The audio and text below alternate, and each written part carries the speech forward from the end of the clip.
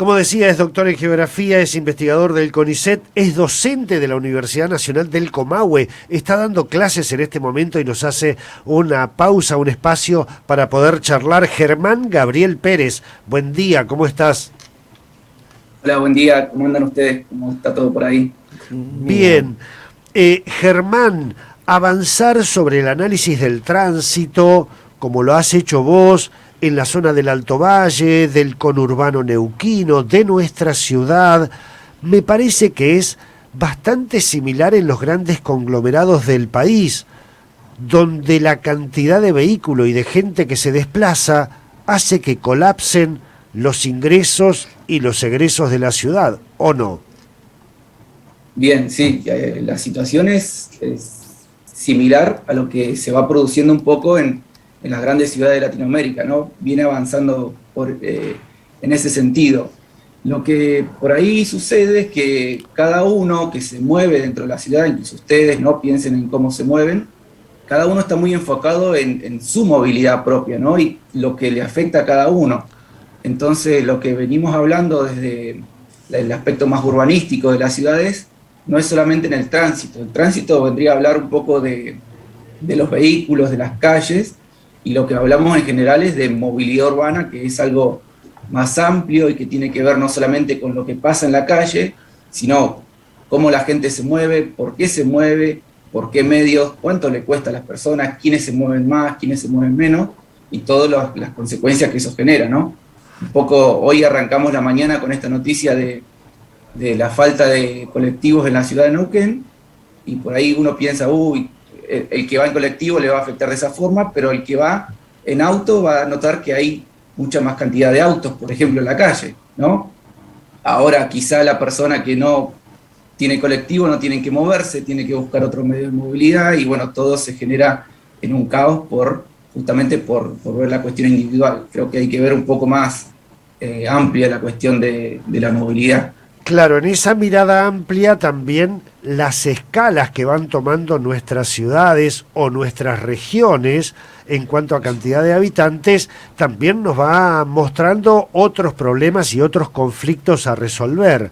No es lo mismo el conflicto de la movilidad en una ciudad de 40.000 habitantes, como tuvimos en su momento, a esta ciudad que es casi ya en todo el Alto Valle tiene relación con la movilidad cotidiana. Germán, a esta escala, como estamos hoy en el Alto Valle, la cantidad, el porcentaje de gente que se mueve en horarios pico debe ser altísimo.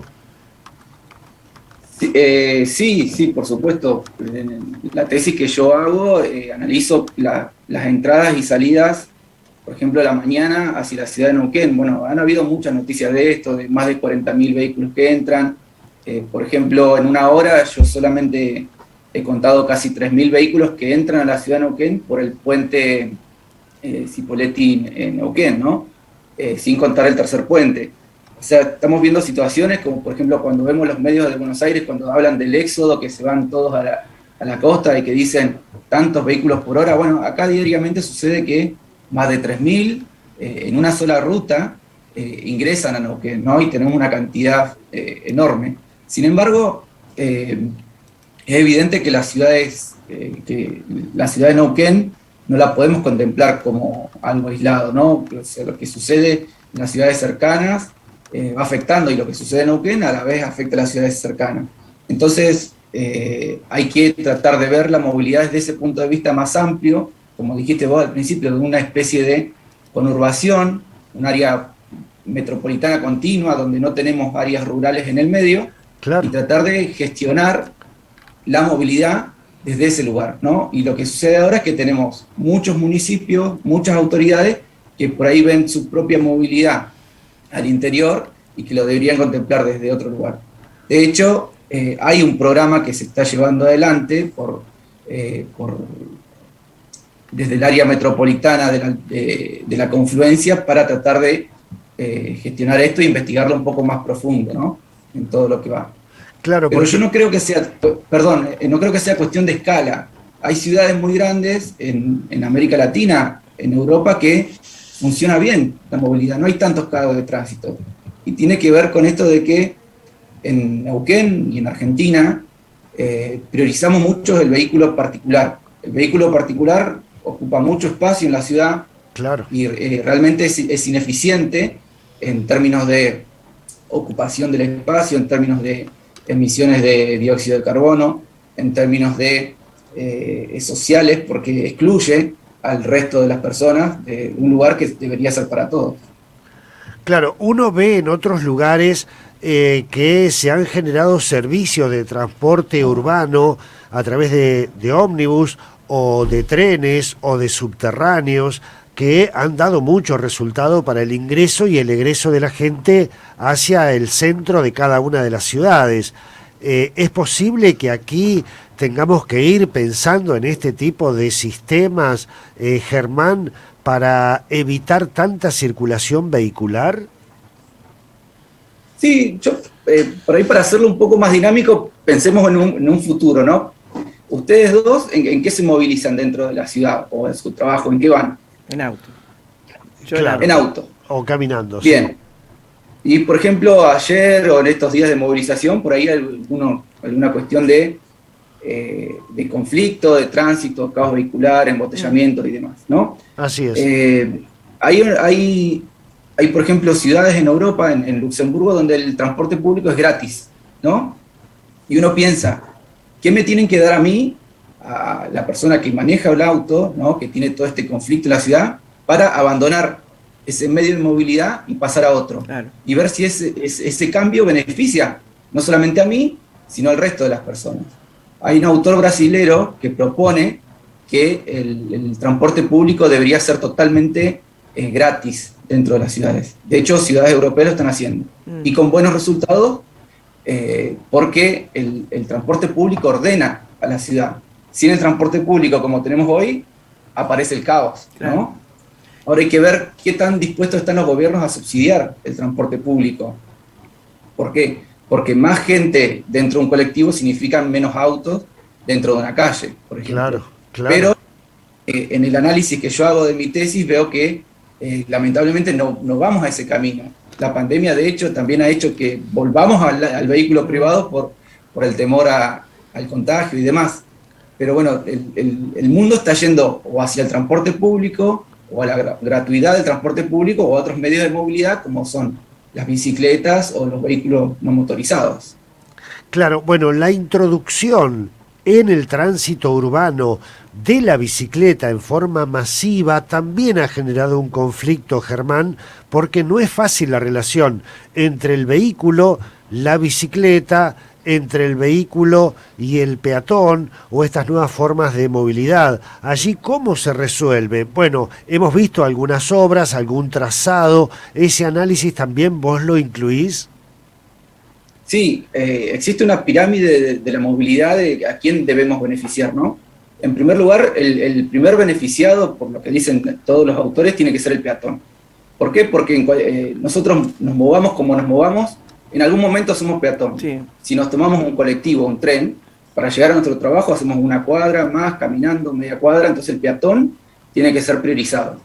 Por ejemplo, en la Avenida Argentina, algo que me parece bien, yo no soy especialista en esto, en la infraestructura, pero por ejemplo, cuando uno cruza la Avenida Argentina en el centro, el vehículo tiene que frenar, levantarse, seguir y disminuir la velocidad. Eso está bien, porque hay que priorizar el peatón o la bicicleta, que vendría en segundo lugar en esa pirámide. Claro. Luego el transporte público, luego el transporte de cargas o servicios, y el que hay que beneficiar muy, muy poquito es al vehículo privado, porque ya tiene muchos beneficios, ya es el dueño de la ciudad prácticamente.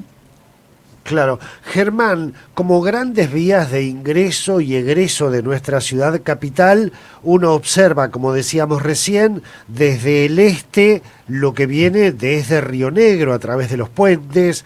Ese es uno de los flujos más importantes que tenemos.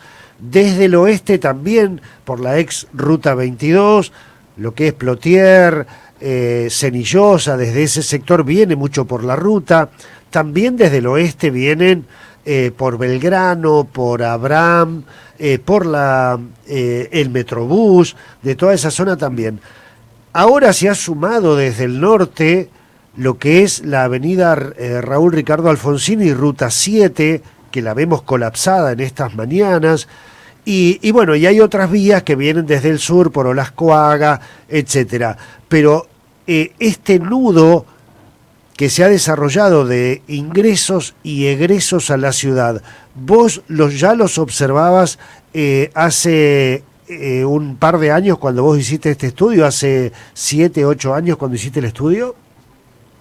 Sí, sí, ya se observaba eso y se evidenciaba que el funcionamiento de la ciudad iba a ser similar a otras grandes ciudades de Argentina, ¿no?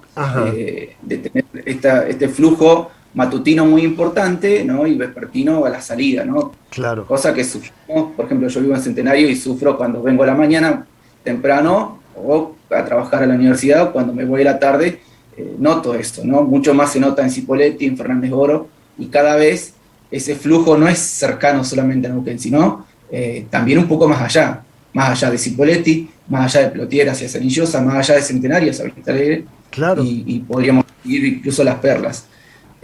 Pero bueno, hay unos autores que marcan de forma muy graciosa que dice que el problema, por ejemplo, de la cantidad de flujo que hay, siempre la solución por parte de los gobiernos es un carril más, ¿no? Con un carril más solucionamos. Y este autor dice, por ejemplo, que poner un carril más ante el aumento del flujo de tránsito es como aflojarnos el cinto cuando estamos engordando, ¿no? No es una solución de fondo, sino que estamos... las soluciones van por el lado, al menos lo que recomiendan los autores, es por disminuir la movilidad, evitar que la gente se mueva tanto. Y en eso la pandemia, por ejemplo, con el teletrabajo, ayudó mucho, y hay otros medios también, como la bicicleta, que ayuda a que la gente salga del auto, o por ejemplo el tren, que extendiéndose un poco más también evitaría sacar autos de esas vías de circulación ya un tanto saturadas. Germán, la última preguntita. ¿Hay algunas obras o decisiones que uno encuentra muy beneficiosas para esto? Por ejemplo, la descentralización de los lugares de trabajo, de administración. Sí. El traslado de la Municipalidad de Neuquén hacia un sector alejado del centro, como es el oeste, bueno, genera ahí otro conflicto, seguramente de tránsito, pero ayuda, ¿no?, la desconcentración que se produce. Sí, porque históricamente Neuquén, al ser, una vez que se configura como capital de provincia, empieza a acumular un montón de servicios, de instalaciones y de instituciones provinciales y nacionales en el lugar. Entonces siempre confluyó todo hacia Neuquén, siempre que había que hacer un trámite había que venir a Neuquén, y siempre fue todo en el centro. Entonces lo que decís vos, es una opción para descomprimir eso. Incluso si pensábamos a la ciudad de Neuquén, no solamente como restringirlo al municipio de Neuquén, sino como, por ejemplo, Centenario y Plotier, podríamos derivar algunas instituciones provinciales hacia esos lugares como para contradecir ese flujo que decíamos recién, ¿no?, concéntrico hacia la ciudad. También es una muy buena opción para evitar esos lugares. Germán, la salida que uno puede observar para un análisis y una resolución de este conflicto de tránsito que tenemos en el Alto Valle es en conjunto por parte de los municipios, más allá de a qué provincia pertenezcan, ¿verdad? Sí, es inevitable, no solamente en el aspecto del tránsito, sino de otros problemas ambientales, poblacionales, de infraestructura. No podemos pensar a Neuquén como un área urbana, una ciudad individual, ¿no? Pensarla como un conurbano, como un área metropolitana, dependiendo del problema, y buscar en conjunto. El tema es que, por ejemplo, en el 2012, con la Asociación de Municipios del Alto Valle, se buscó algo de eso, encarar algunos problemas, que se empezó por el tema de los residuos. Ahora con proyectos como el DAMI, que es Desarrollo de Áreas Metropolitanas del Interior, también se está construyendo algo, con ayuda, por ejemplo, del COPADE y de instituciones de Río Negro, y la idea es esa, avanzar por ese lado. Por supuesto, las decisiones políticas van a ir en tono del color político del gobernante de cada municipio, entonces ahí es por ahí cuando se hace un poco de conflicto, pero creo que se viene avanzando en eso. Mi Centenario, por ejemplo, que donde yo vivo, puede pensar en algo sin pensar en Neuquén, y Neuquén no puede pensar en su desarrollo sin pensar en las ciudades que tiene cerca. Claro. Germán Pérez, la verdad que nos quedaríamos charlando, nos quedaríamos escuchando, ¿no? Porque toda la mañana. Yo también tengo un datito nomás que lo anoté y me olvidé decirlo, pero por ejemplo, para hablar de esta congestión, a nivel Argentina existe un vehículo cada 4 personas, ¿sí? Y en Neuquén, en 2015, 2017, teníamos un vehículo cada 2 personas. Claro, claro. Entonces, pensemos también en la lógica del neuquino, del argentino ya a nivel mundial también está muy elevado, eso del vehículo privado, el neuquino mucho más, pensemos en la actividad petrolera, en la gente con 2 autos y demás, bueno, es un dato que preocupa, ¿no? Sí, sí, absolutamente. Y no solamente es el conflicto macro de ingreso y egreso a nuestra ciudad, también en nuestras ciudades los pequeños conflictos que se generan, por ejemplo, en los establecimientos escolares, porque el vehículo debe estar ubicado en la puerta, Claro. para subir y para bajar. Sí. En, bueno, las entidades bancarias, en todo lo que es administración Eso es bien pública. de pueblo, ¿no? La cosa de decir, no, yo quiero estacionar frente al banco, frente a la escuela. Es tremendo, tremendo. No tenemos esa cultura metropolitana. Y tendremos que ir creciendo en la medida que nuestras ciudades patagónicas especialmente van creciendo en forma explosiva. Bueno, Neuquén va camino al 1.000.000 de habitantes. Y No sé cuántos tiene ahora. no, debemos estar... 250.000 habitantes aproximado. ¿Cuánto? Solo Neuquén, pero en el contexto, 250.000. Claro. Solamente la ciudad de La Neuquén, ciudad. pero en el contexto hay 500.000 de personas con las ciudades cercanas aproximadamente, ¿no? Claro, Habría que ver claro. el censo de que se hará, pero el crecimiento es constante. No tan exponencial como en los 90, pero sí ahora sigue constante.